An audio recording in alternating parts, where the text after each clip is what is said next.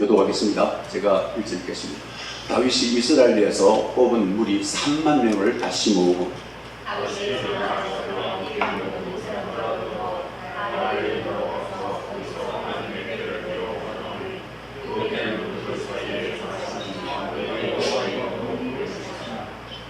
그들이 하나님의 교회를 새 수리에 싣고 산에 있는 아비나답의 집에서 나오는데 아비나답의 아들 우사가 아효가 그 새 수리를 모니라.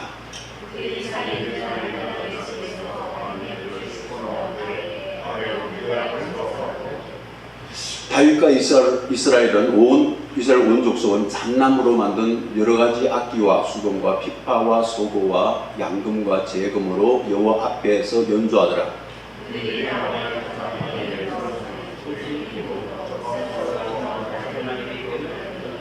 여호와 하나님이 우사가 잘못함으로 말미암아 진노하사 그를 그곳에서 치시니 그가 거기서 하나님의 교회 옆에서 죽으니라.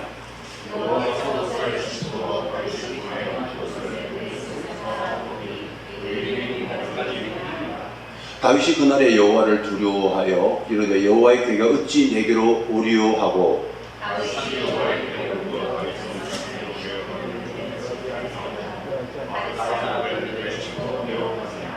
여호와의 교회가 가드 사람 에돔의 집에서 석 달을 있었는데 여호와께서 에돔과 그의 온 집에 복을 주십니다.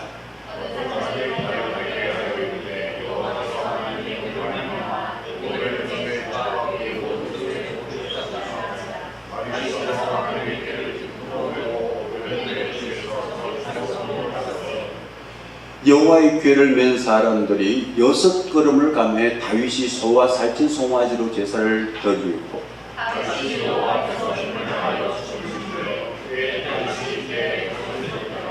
다윗과 온 이스라엘 족속이 즐거이 환호하며 나팔을 불고 여호와의 궤를 메어 오니라. 아멘. 맞습니다. 농사꾼이 봄에 씨를 뿌리는 목적은 열매에 있습니다. 하나님이 교회를 세운 목적은 하나님께서 교회를 세운 목적은 이기는 자의 숫자에 있습니다. 이스라엘 백성들을 하나님께서 홍해를 가르고 그 광야로 끌어내온 것은 그게 끝이 아니라 요단강을 건너서 가나안 땅으로 가는 것이 하나님의 목적입니다. 그 홍해를 넘어올 때 하나님의 권능의 지팡이 아주 보이네요. 하나님의 능력의 지팡이로 홍해를 갈랐지만은 가나안 땅으로 들어갈 때 요단강을 건너갔는데 요단강을 건너갈 때는 제사장들이 법궤를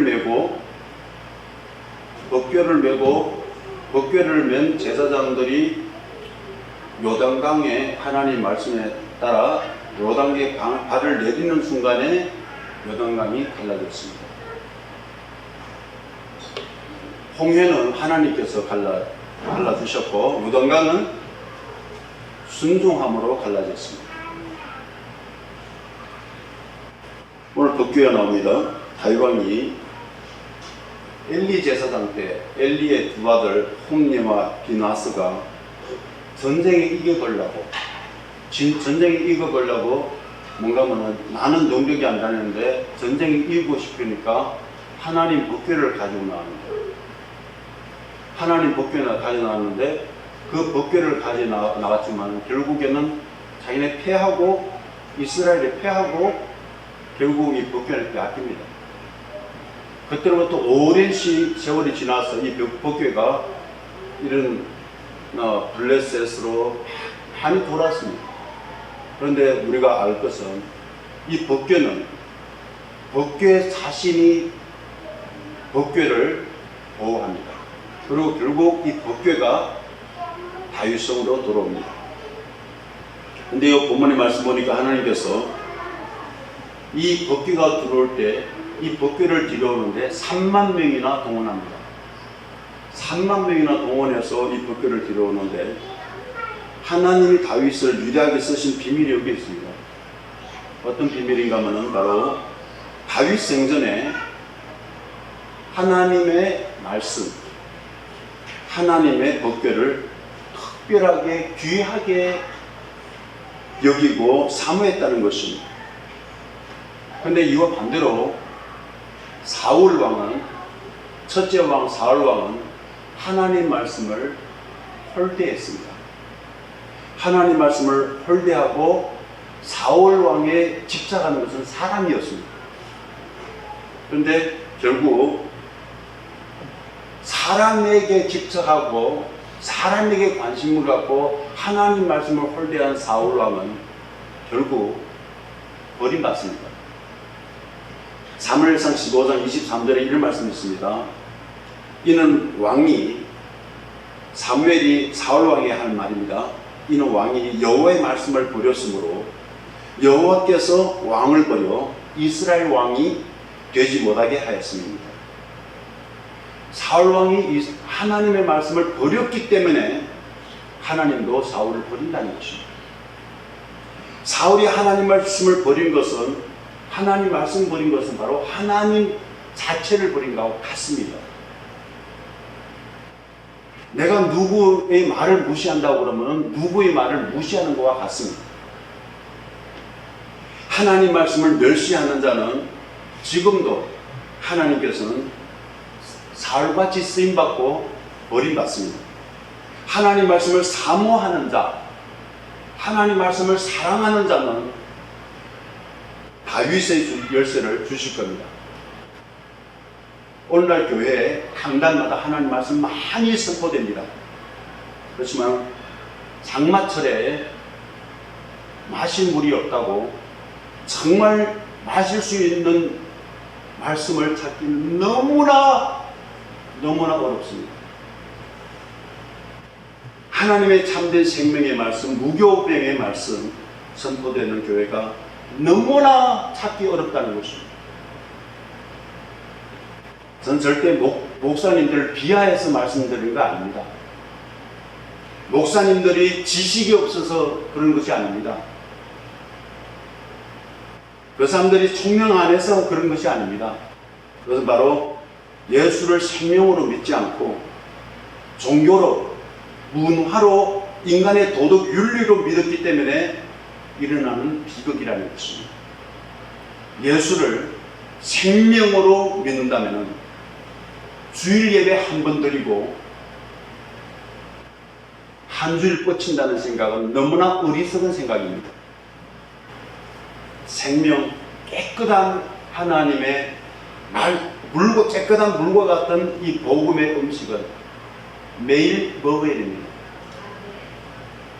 다른 복음을 들으면 저주받는다고 사도 바울은 말하고 있습니다. 다른 복음은 안 됩니다. 아무리 많이 듣는다 할지라도 다른 복음 전하면 큰일 납니다. 성경 말씀, 똑같은 말씀이라도 하나님의 경륜을 모르는 사람들이 전한다면 말씀이 엉뚱한 데로 돌아갑니다. 하나님의 경륜을 분명히 알아야만이 우리는 정체성이 분명하고 분명하게 말씀을 먹여줄 수가 있습니다. 예수를 생명으로 믿지 않는 종교를 믿는다는 것은 우리에게 오신 부활 생명으로 살지 않고 부활 생명에 관심 갖지 않고 자기 머리로 하나님을 믿고 자기 감정으로 자기가 믿고 싶은 방향으로 나간다는 것입니다. 이것이 무지에서 오는 영적 문득환자로서 자기의 생명을 갉아먹을 뿐만 아니라 하나님의 말씀이 자기의 삶의 기준이 되는 것이 아니라 하나님의 자기 생활에 따라오게끔 하는 어리석은 사람들이 있다는 것입니다. 자기 철학이, 자기 삶의 기준이 그렇게 나간다면 성경은 절대 풀리지 않습니다. 하나님 말씀을 무조건 하나님 말씀을 아멘하고 나가야 됩니다.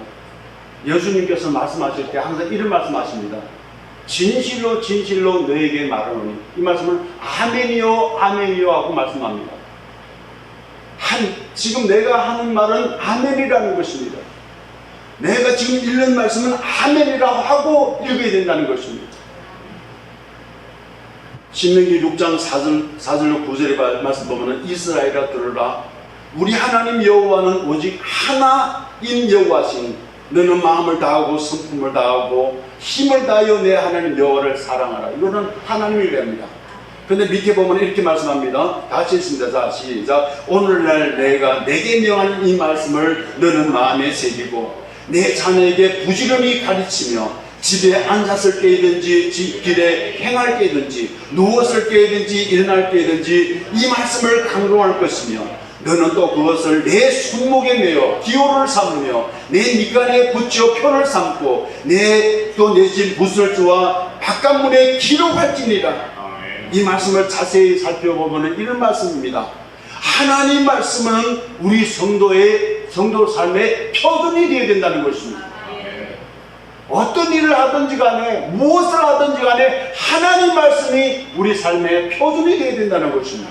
앉아나 서나 자나깨나 하나님 말씀이 우리 모든 삶의 주체가 되고 우리 능력이 되고 우리 지혜가 되고 우리 생명의 나침판이 되어야 된다는 것입니다. 다윗은 하나님의 마음에 합한 자라고 말합니다. 그렇게 하나님께서 다윗을 인정합니다. 그 이유는 다윗이 철저하게 하나님 말씀을 세웠다는 것입니다. 시편 19절에 규절마다 하나님의 말씀입니다.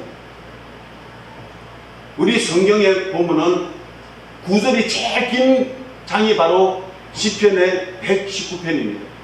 그는 한마디 한마디만 다 하나님 말씀입니다. 그런데 그 가운데서 119편에 103편에 이런 말씀이 있습니다. 주의 말씀에 마치 내게 어찌 그리 단지요 내 입에 꿀보다 더하니이다. 꿀보다 더 달다는 것입니다. 하나님 말씀이 과연 진짜 하나님 말씀을 읽으면서 과연 진짜 하나님 말씀이 꿀보다 더 달라고 생각한 분이 있다면 하나님을 체험한 사람입니다.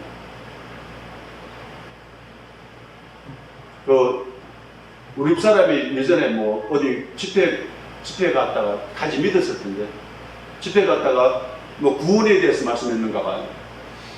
그런데 그 구원이라는 단어가 너무나 자기 머리에 박혀가지고 나는 도대체 구원받았느냐, 그것이 집회하고 돌아와가지고 자기가 계속 내려가지 않더라는 거예요. 3일 금식했답니다. 3일 금식을 했는데 3일 만에 성경이 있는데 성경에 그 성경 말씀이 성경을 피고 보는데 성경의 향이 막 올라오더라는 거예요. 그리고 주시는 말씀 바로 믿는 자는 구원다. 그래가지고 그 말씀 붙들고 자기가 처음 했기 때문에 철저하게 나는 이제 구원받았다는 확신을 가졌다는 얘기를 들어봤습니다. 오늘 본문의 말씀은 그렇게 하나님 말씀을 사랑하고 그렇게 하나님 말씀을 사랑하고 사모했던 다윗이 하나님 말씀의 대표인 이 법궤가 자기가 지금 있는 예루살렘 다윗성에 있는 것이 아니라 다른데 발레 유다에 있다는 것입니다. 다윗은 법궤를 예루살렘으로 모셔오기를 그렇게 갈망했지만은 하나님의 때가 있었습니다. 그것은 우리에게 영적 교훈을 줍니다. 어떤 교훈을 주는가 하면은 하나님의 말씀의 대표인 법궤가 예루살렘으로 오려면은 이 예루살렘 우리 영적 심령에 오려면은 그 예루살렘 주위에 있는 모든 적대국들이 다 정복돼야만이 들어온다는 것입니다. 우리 하나님의 말씀도 우리 안에 뿌리가 박히려면은 우리 주위에 있는 우리 안에 신앙에 있는 더러운 것들이 제거돼야만이 말씀이 뿌리가 박힌다는 것입니다. 세상 것 우리가 쫓아가고 세상 것에 관심을 갖는다면 하나님 말씀이 절대 우리 마음속에 뿌리가 박힐 수가 없습니다. 우리가 여기에 와 앉아있다 할지라도 하나님 말씀은 내 안에서 박히는 것이 아니라 이 귀에 들어갔다가 저 귀로 나갑니다. 마르다가 있습니다. 마리아가 있습니다. 마르다는 일에 분주했습니다. 이 일도 분주하고 저 일도 분주하니까 마음이 복잡해가지고 하나님 말씀을 받을 수가 없습니다. 마리아는 예수님의 발끝에 앉아가지고 잠잠히 하나님의 말씀만 듣습니다. 우리는 마리아와 같은 심령으로 세상 것 정말 어떤 것이라도 아니 내가 좋아하고 아니 많은 사람들에게 유익을 준다는 그런 일이라 할지라도 우리는 먼저 내려놨고 하나님 앞에 잠잠히 하나님 말씀을 상대해야만이 그 말씀의 뿌리가 우리 심령에 박힐 수 있고 뿌리가 박혀야만이 정체성이 생기고 뿌리가 박혀야만이 나도 살고 옆에 사람도 살지. 말씀의 뿌리가 안 박히면은 말씀에 대하니 하면은 결국에 다윗 앞 위에 있는 사울이 버린 것 같이 내가 많은 일을 했다 할지라도 사울처럼 버릴 수가 있다는 것입니다. 분명합니다. 하나님 말씀이 우리 마음밖에 뿌리 박히기 위해서 우리를 회개해야 되는데 회개하면 이걸로 쫓긴 하는데 회개하려면 성령의 조명을 받기 위해서 기도해야 됩니다. 하나님 보여주십시오.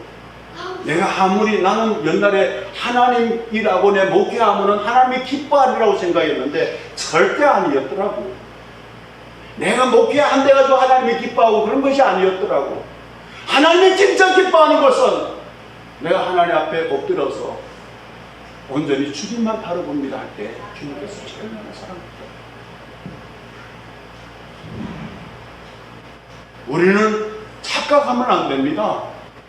나는 옛날에 나는 진짜 열심히 뛰었어요. 우리들 오늘 두 사람 결혼하고 그 이튿날 우리가 신방 간 사람들입니다. 우리 애를 우리 사모님에 맡기고 전도하러 다니는 사람들입니다. 헤매고 다녔어요.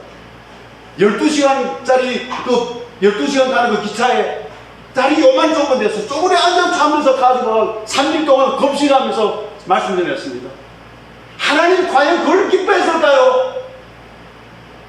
하나님이 더 기뻐하는 것은 내가 말씀 앞에 무릎 꿇고 하나님 말씀이 나의 전부입니다.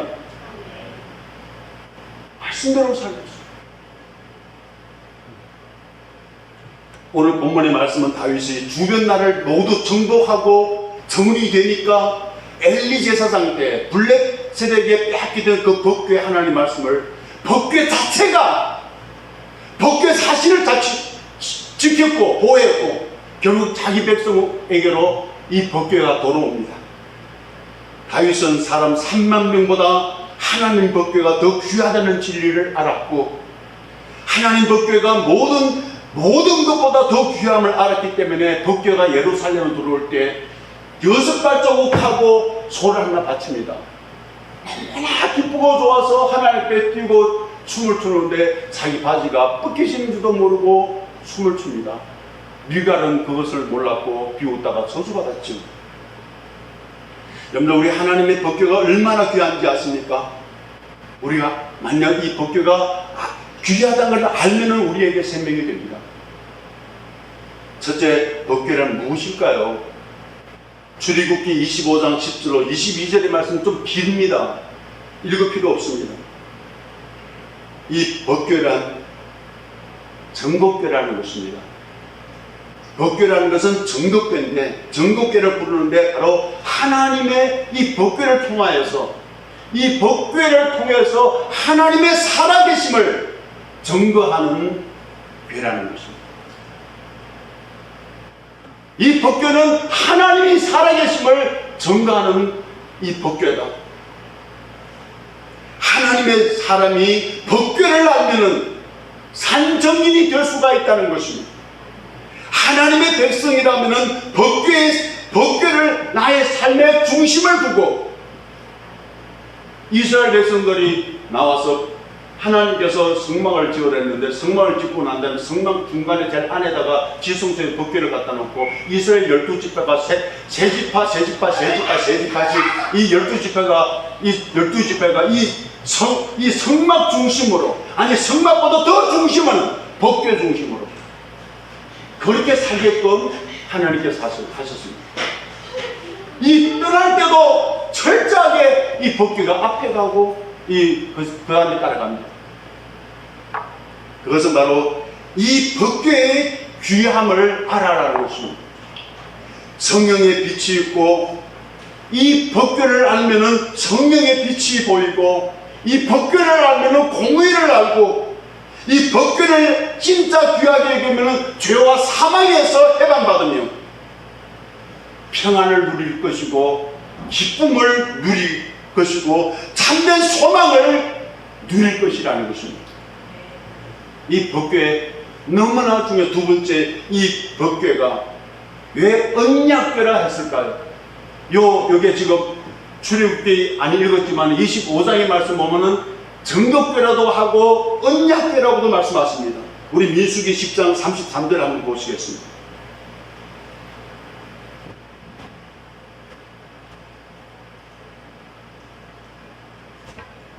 자, 시작. 그들이 여호와의 산에서 떠나 3일길을 갈 때 여호와의 언약궤가 그 3일길에 앞서가며 그들의 쉴 곳을 찾았다.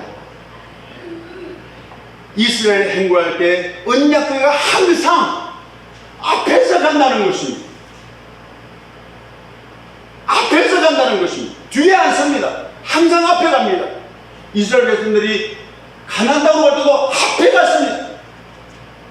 앞에 가다가 요단강 물이 딱 잘리니까 이 앞에 가던 그 앞에 메고 가던 이 법궤가 요단강 중간에 서가지고 서 있습니다. 서 있고 이스라엘에서 다 지나갔습니다. 다 지나간 다음에 이 법궤가 다시 올라옵니다. 이 말씀 하나님의 말씀, 하나님의 사람들에게는 하나님의 말씀이 우리 앞에다가 세워야 된다는 것입니다. 우리 한번 성경 한번 읽겠습니다. 시편 16편 8절로 11절 읽습니다. 시편 16편 8절로 11절입니다. 자, 읽겠습니다. 자, 시작. 내가 여호와를 항상 내 앞에 모시며 그가 나의 오른손에 계심으로 내가 흔들리지. 아멘, 할렐루야, 아멘. 이 하나님의 사람입니다. 하나님의 사람이 하나님을 앞에 세워, 하나님 말씀을 앞에 세우면 흔들림이 없습니다. 그 사람 계속 흔들린다. 오늘 이 말했다 내일 저 말한다. 말씀이 앞에 있는 사람이 아닙니다. 하나님 말씀 앞에 있는 사람이고 하나님 계시가 분명히 앞에 있는 사람은 전혀 흔들리지 않습니다. 세상이 요동해도 나라가 변해도 흔들리지 않습니다. 왜? 하나님 말씀이 굳건하게 앞에 있으니까. 세상이 무너지면 어때요? 세상이 무너지면 어때요? 세상이 무너지면 어때요? 나 하나님을 소유하고 있는데. 이 하늘과 이 땅이 없어진다 하잖아. 언제는 이 하늘과 이 땅이 없어진댔어요. 앞으로 나는 어디 가요? 그러면 예수 안에 있습니다.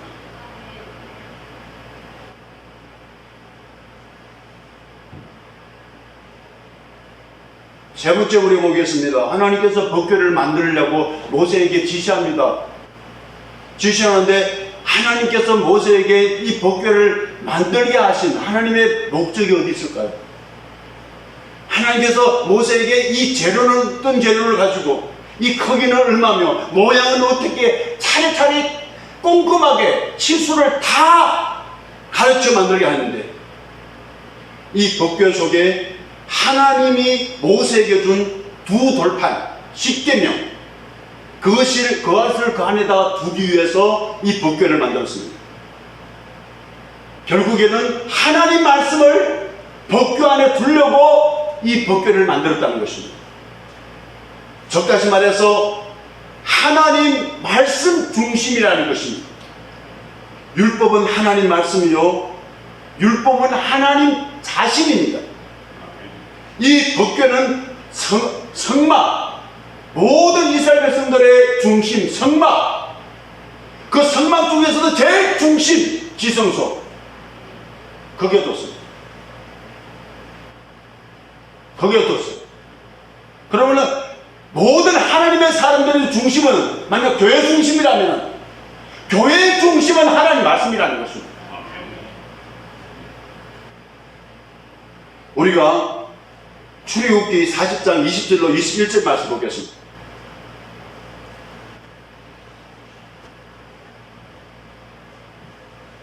(20절로 21절) 시작. 그는 또 정금판을 궤 속에 넣고 채를 궤에 꿰고 속죄소를 궤 속에 두고 또 그 궤를 성막에 들여놓고 가리개에 휘장을 늘어뜨려 그 정금궤를 가리니 여호와께서 모세에게 명령하신 대로 어디 갖다 놔서 지성소에, 그리고 그 법궤를 아무나 보지 못하게끔 가려놨어요.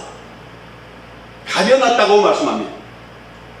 하나님께서 이스라엘 백성들을 애굽에서 구원하신 목적이 있다면 그것은 광야에다가 자기가 세운 집을 짓습니다. 성막을 짓게 하십니다. 그리고 그 집에 하나님이 강림하십니다. 그 집에 강림하여서 자기 백성들을 만날 뿐만 아니라 약속의 땅을 어떻게 들어가야 되는 것을 가르쳐준 것이 성막입니다. 법궤에 있는 곳에는 하나님의 사랑이 있고 법궤에 있는 곳에는 하나님의 공의가 관해 있습니다. 보십시오. 법궤는 하나님 말씀이 됐습니다. 하나님 말씀 한면에는 사랑이 있어요. 근데 사랑만 부르지면 안 됩니다. 하나님 말씀 앞에는 원칙 공의가 있다는 것입니다. 하나님 앞에서는 사랑도 있을 뿐만 아니라 심판도 있다는 것입니다. 우리는 심판을 망각하고 사랑만 말해. 하나님이 사랑입니다. 그러고 말해요. 뭐예요 계속. 탈곡기가 있는데, 도리끼가 있는데, 막 깨뜨리는데 왜 그것만 말해요? 너무 무섭습니다. 우리 사랑하니까 안 두드리긴다고. 아닙니다. 원칙 없는 사랑은, 공의 없는 사랑은 결국 인간의 욕망에 출발합니다. 다윗은요, 사랑이 많은 사람이었어요. 사랑이 많은 사람이었지만 공의가 없었기 때문에 우리의 아내를 건드립니다. 사랑 없는, 공의 없는 사랑은 자기 욕망을 채울 뿐입니다. 그래서 성막은 뜰이 있고 성소가 있고 지성소가 있습니다. 이 말씀은요, 예수님은 나는 곧 길이요 진리요 생명이와 같습니다.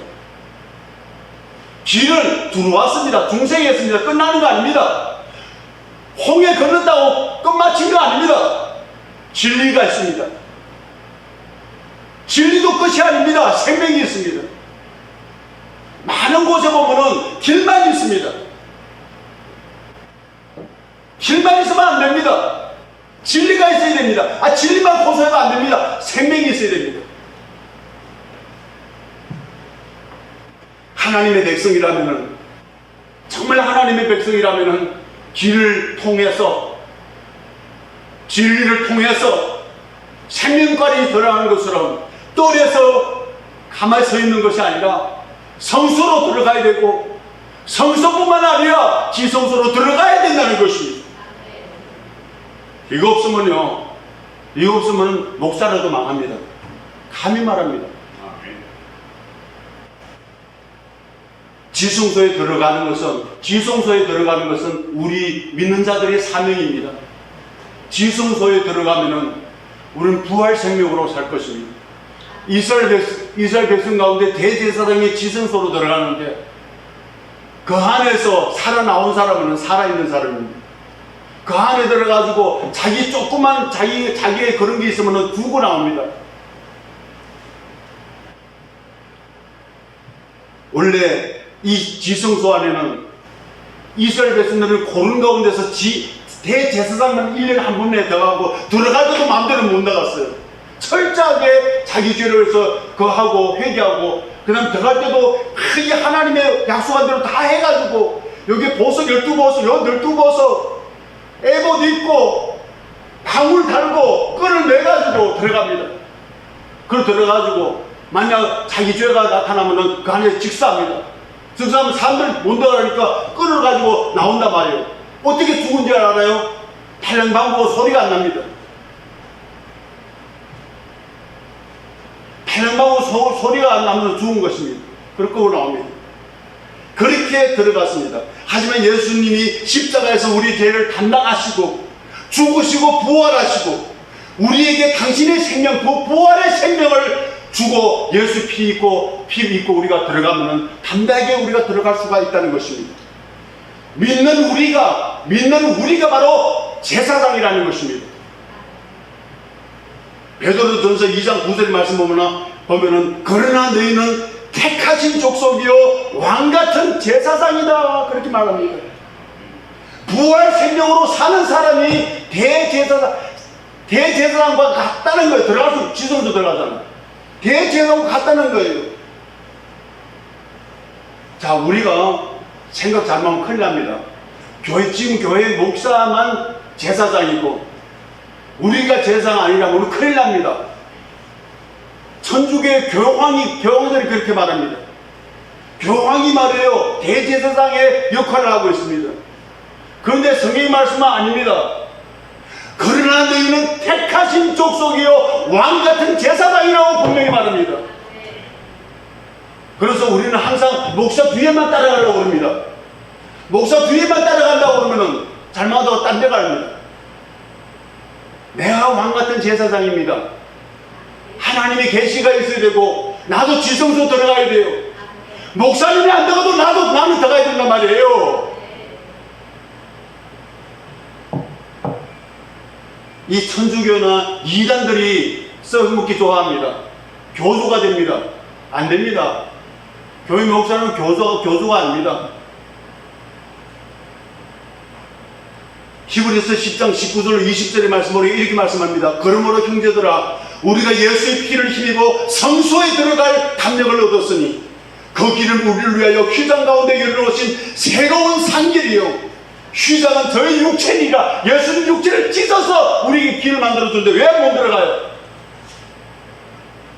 법궤를 만들게 하신 하나님의 목적, 법궤를 하나님께서 만들게 하신 하나님의 목적은 당신의 언약과 당신의 정글을 넣기 위함이요 그리고 당신의 법궤를 지성소에 두려고 만들었으며 결국 하나님의 율법은 예수 생명, 부활 생명 안에서 이루어졌고, 그렇죠? 하나님의 율법은 예수 생명, 부활 생명으로 이루어졌습니다. 완성됐습니다. 그러므로 부활 생명으로 사는 사람은 지성소에 들어가서 아버지와 하나가 될 수가 있다는 것입니다. 살리는 것은 영입니다. 육은 무익합니다, 여러분들. 육을 위해서 살지 마십시오. 아담 생명은 직사합니다. 아담 생명은 언제나 심판받습니다. 그래서 로마서의 1장부터 11장은 구원을 말하고 12장부터는 완전히 제사들이 합니다. 알았지 않느냐? 너희가 구원받은 걸 알았지 않느냐? 너희가 생명받은 걸 알았지 않느냐? 그래서 생명이 들어왔으면 네 자신을 죽이버리란 말이에요. 네 자신을 죽이버리면 12장부터 16장의 말씀이 이루어진다는 말씀이에요.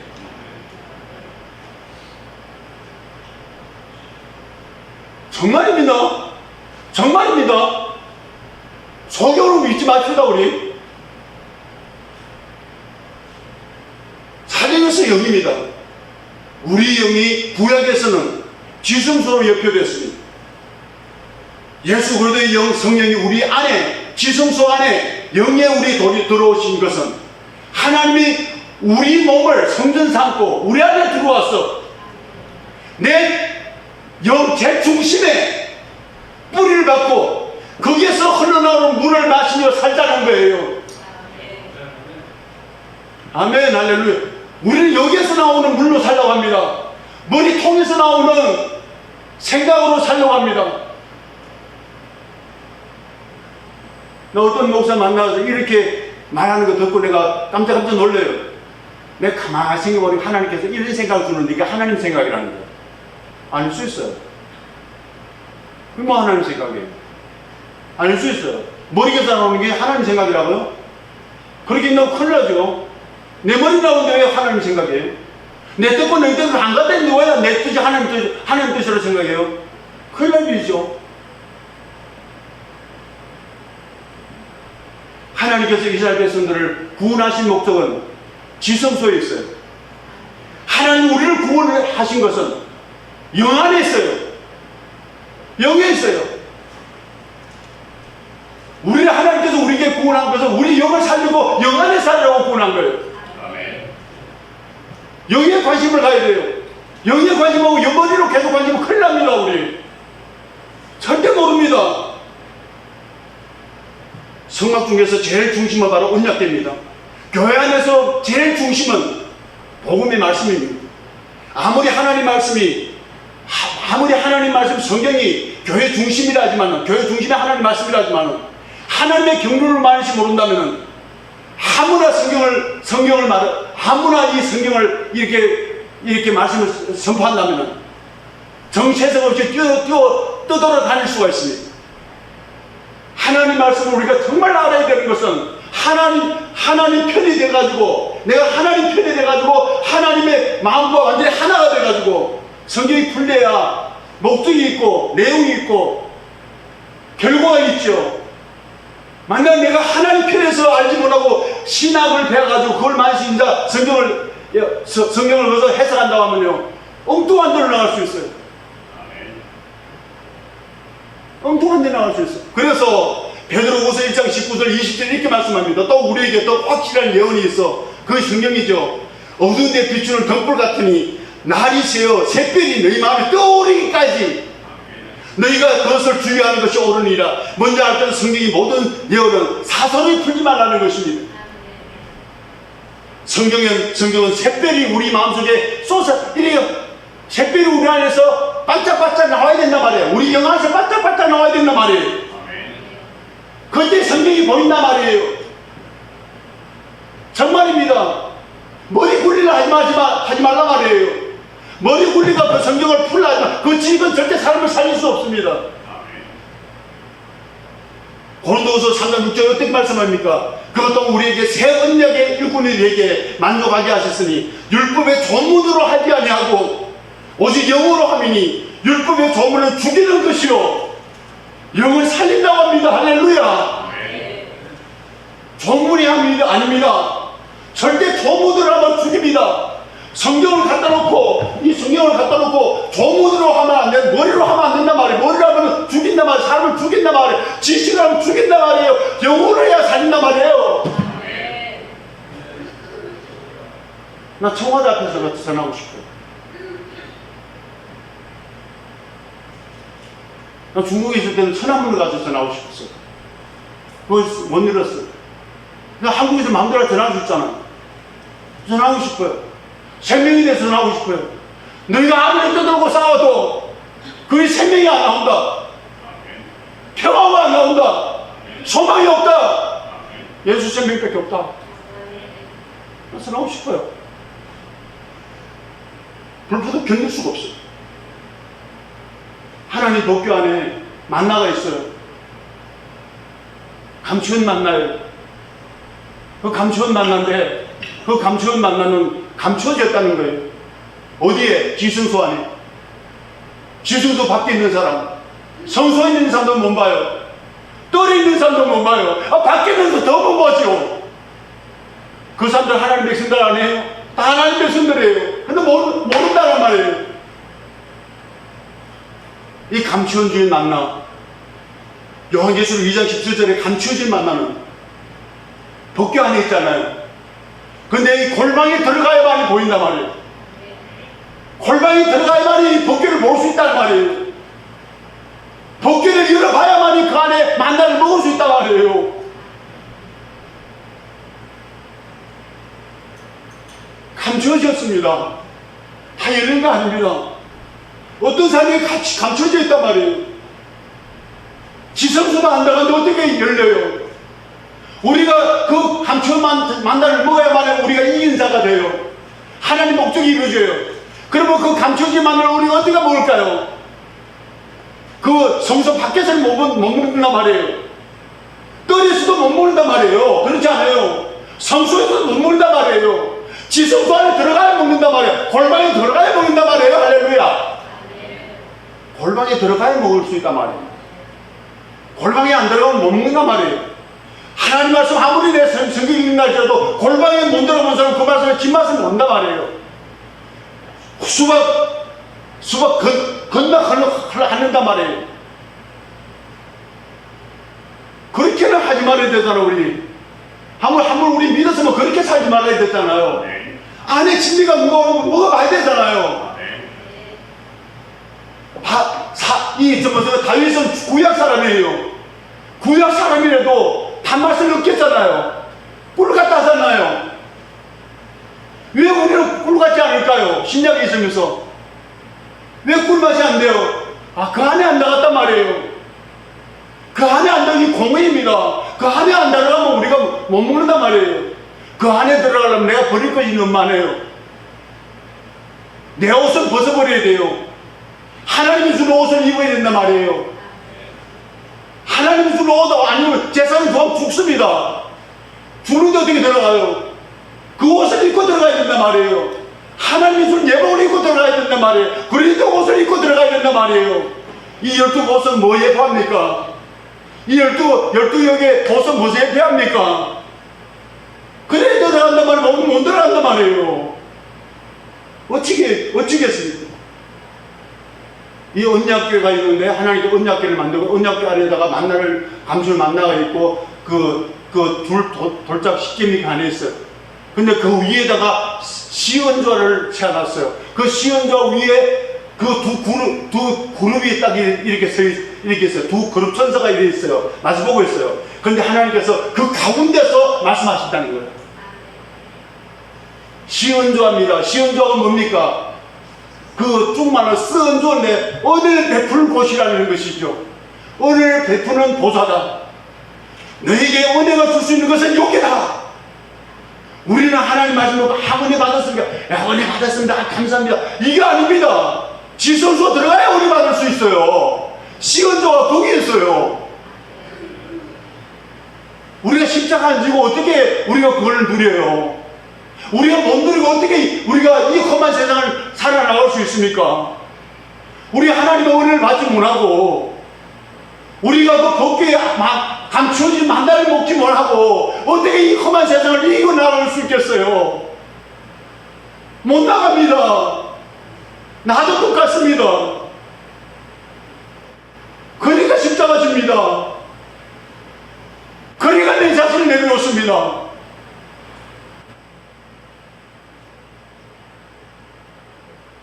시온도 그게 있다는 것입니다. 이 법궤는 바로 예수 그리스도를 예표합니다. 왜 이 법궤가 예수 그리스도를 예표하는가 하면 이 법궤를 만들 때 두 가지 재료를 만들었어요. 하나는 뭔가 하면 아카시아 나무 조각목입니다. 하나는 황금입니다. 아카시아 나무 이 조각목은 예수님의 인성을 예표합니다. 황금은 하나님의 신성을 예표합니다. 바로 인성인 조각목 위에 황금은 하나님의 신성으로 완전히 덮었다는 것입니다. 하나 됐다는 것입니다.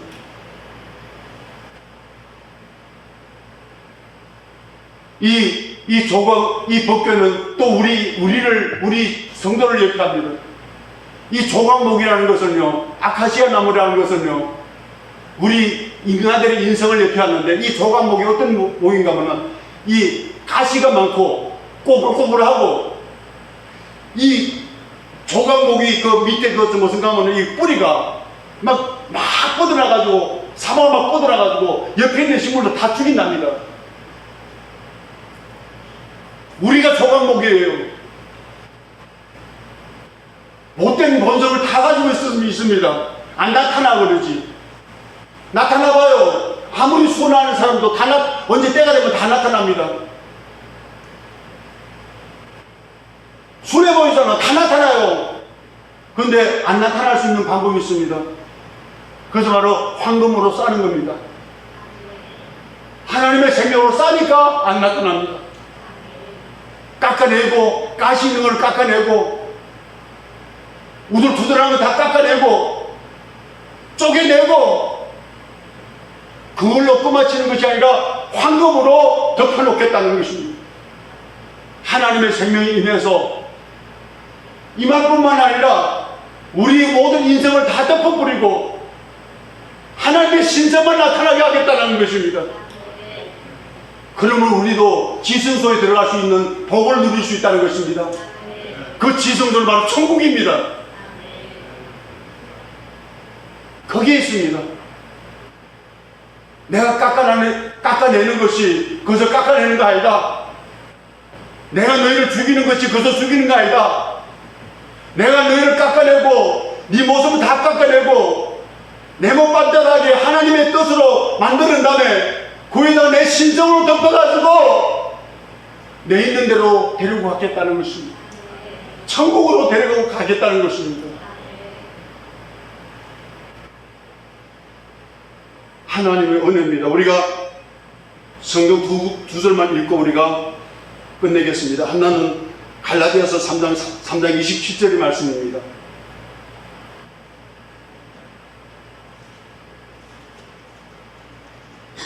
자, 시작. 누구든지 그리스도와 합하기 위하여 세례를 받는다는 그리스도를 옷 입은 자. 세례가 뭐예요? 내 자신 죽이는 거예요. 그죠? 세례는 내 자신 죽이는 겁니다. 물이 되면 여잖아요. 여러분들 세례 어떻게 받았어요? 물이 여러분들 그거 받았어요? 원래 그래 받아야 돼요.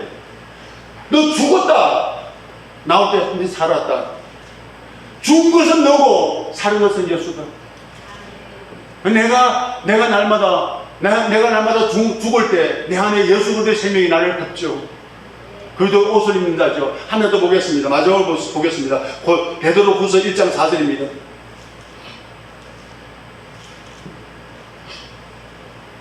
자, 시작. 이로써 그 보배롭고 지극히 큰 약속을 우리에게 주사 그 약속으로 말미암아 너희가 정욕 때문에 세상에서 썩어질 것을 피하여 신성한 성품에 참여하는 자가 되게 하려 합니다. 아멘. 하나님의 신성으로 입히라고 그래요.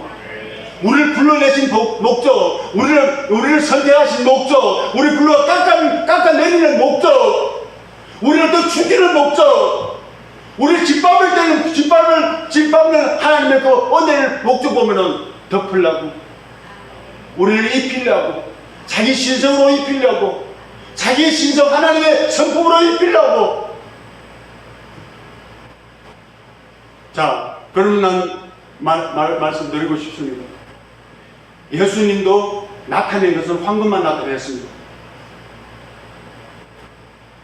자기 조각목을 한도 안 보였습니다. 자, 이것도 우리와 예표할 수 있다고 했습니다. 우리도 황금으로 덮여지면은 내 모습은 없어야 됩니다.